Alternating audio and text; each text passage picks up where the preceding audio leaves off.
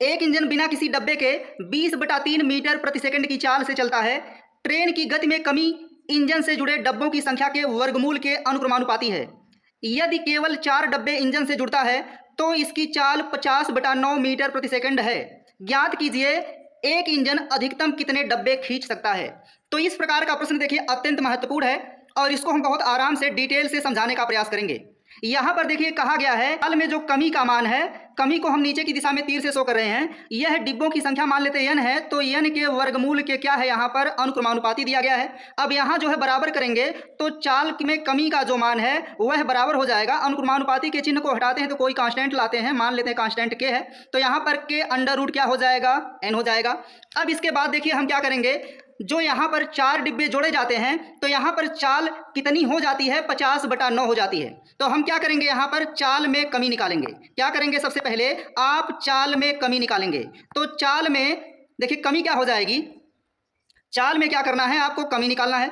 तो पहले चाल कितना थी, आप देख रहे होंगे 20/3 थी, और बाद में चाल कितनी हो गई है, तो यहाँ पर 50/9 हो गई है। तो आप क्या करेंगे, पहले वाले में से दूसरी वाली चाल को घटा देंगे तो यह चाल में कमी का मान निकल जाएगा। तो यहाँ पर 50/9 घटा लेंगे। अब यहाँ पर देखिए घटाएंगे तो इसका मान हल करने पर कितना आ जाएगा, आप हल करेंगे तो इसका मान आ जाएगा 10/9। यानी हम कह सकते हैं कि यहाँ पर जो चाल में कमी का मान है वह किसके बराबर आ गया है, 10/9 के बराबर आ गया है।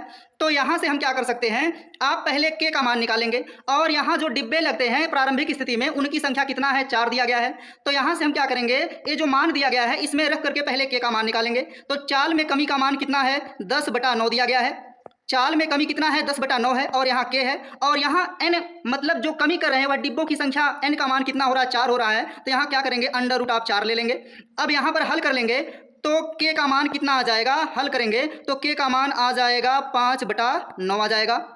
अब देखिए आपको क्या करना है कि यहाँ जो इंजन है वह कितनी चाल से चल रहा है, 20/3 मीटर प्रति सेकंड की चाल से चल रहा है। यानी यही जो 20/3 मीटर प्रति सेकंड की चाल है, यदि इसी चाल को हम क्या कर दें, जीरो कर दें, जीरो का मतलब v का मान जीरो कर दें, तो इंजन क्या होगा, रुक जाएगा। जब इंजन रुक जाएगा तो ऐसी स्थिति में कितने डिब्बे होंगे, उन डिब्बों की हम संख्या निकालेंगे।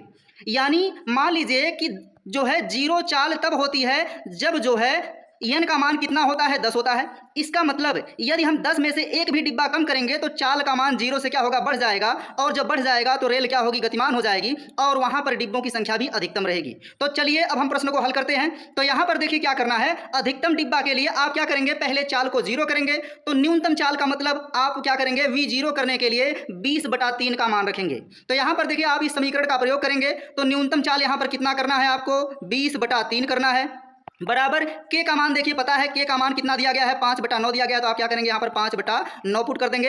इसके बाद देखिए आपको n का मान निकालना है द्वितीय की स्थिति में, तो यहाँ पर क्या हो जाएगा, अंडर रूट n हो जाएगा। अब यहाँ आप क्या करेंगे, कटा लेंगे, तो 5 चौक 20 और 3 से कटाएंगे 3 बार में, तो यहाँ 4 तिहाई कितना हो जाएगा, 12 हो जाएगा। अब देखिए अंडर रूट जो n का मान होगा, अंडर रूट n का मान कितना आ जाएगा, 12 आ जाएगा। तो जब अंडर रूट n का मान 12 है तो n बराबर क्या हो जाएगा, दोनों पक्षों का वर्ग करेंगे तो यहाँ n का रूट हटेगा और 12 का वर्ग कितना हो जाएगा, 144 हो जाएगा।